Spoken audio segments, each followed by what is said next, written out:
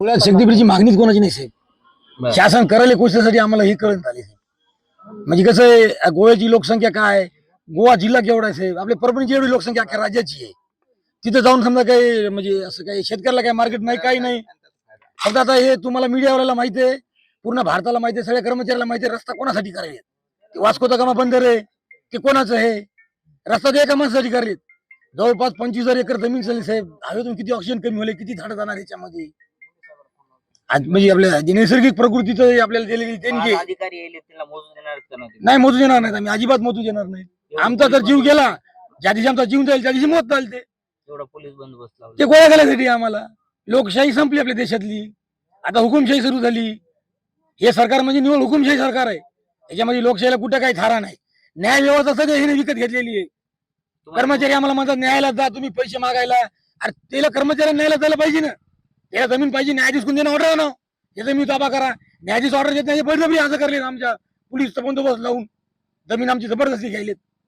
Road notice वगैरे आमच्या गावामध्ये आतापर्यंत मी जन्मलो जसं समजा 25 वर्ष वय झाले, कवाच आमच्या गावात डीवायएसपी आले नव्हतं. ऐका, आमच्या गावात डीवायएसपी एक दिवस भर बसली, दुसरी दिवशी एसपी आले, डिप्टी कलेक्टर आले, तहसीलदार आले. फक्त काय करायचं, आमच्या दबाव टाकायलेत.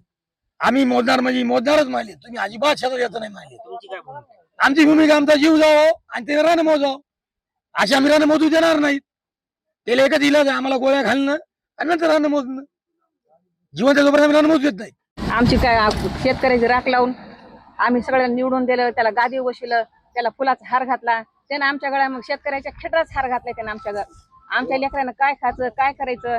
ही जमीन अशी की आमची लक्ष्मी माता, काळी माता अशी आहे. ही परंपरा चलत आली आणि आणखीन किती दिवस चालणार. चंद्र सुरू आहे तोपर्यंत ही जमीन चालणार आणि लोक पोट भरणार. आणि देवाच्या नावावर रोड काढायचा आणि राक्षस रक्त प्यायले, तर शेतकऱ्याचं रक्त वसून घेतलं त्यानं सगळं. ते बरोबर नाही. आमचा नाही देणार आम्ही. जीव गेला तरी बी गोळ्या खाल म्हणा त्याला इथं येऊन आणि मग जमीन घे म्हणावं त्याला. आम्ही जमीन देणार नाहीत. आमचं हेच म्हणणं आहे. राक्षस आहे ते, माणूस नाही ते. रोडची काय गरज आहे आम्हाला? आम्हाला काय उपयोग आहे आमच्या लेकराला? आमच्या गावाला हे रोज वागायला रोड नाही. एवढा मोठा रोड आमच्या शेतातून चालाय म्हणजे देणार नाहीत. आम्ही देणार नाहीत हे रोड. गेलाच नाही पाहिजे. जर गेला तर आम्ही काय खायचं? आमच्या भावांनी काय घ्यायचं? जर नाही गेला तर बाय चान्स जर शिकवायचं कशावर? जर शक्तीपीठ गेला, पैशांनी शिकवलं, पण जर तितक्यातच शेती केली तर तेवढेच पैसे जास्त येतील आणि त्याच पैशांवर माझ्या भावांना शिकवता आले. आणि जर माझ्या भावाला नाहीच नोकरी लागली तर तो शेती करून जगू शकतो. पण जर गेला तर त्याने काय करायचं? कोणाच्या तोंडाकडे पाहायचं? आणि आम्ही पण कशा आमच्या जीवावर शिकायचं? तर ते पैसे आले आणि नाही कुठे जमीन भेटली तर तुम्ही आम्हाला जमीन देणार आहात का?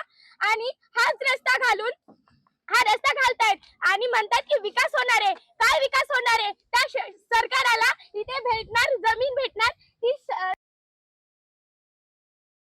करणार आणि रस्ता करणार आणि त्यावर टॅक्स लावणार आणि तो पैसे सरकार घेणार आणि आम्हाला काय भेटणार? फक्त थोडे 4 पैसे भेटले झाले आमचे शेतकरी खुश.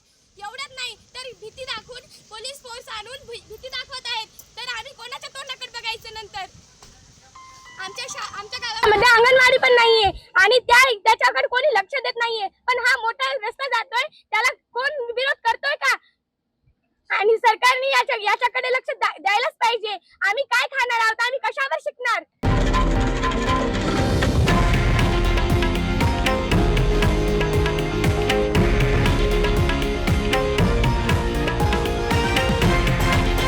हे आहे देशातील नंबर 1 न्यूज नेटवर्क आणि आपण पाहत आहात TV9 मराठी, एकमेव.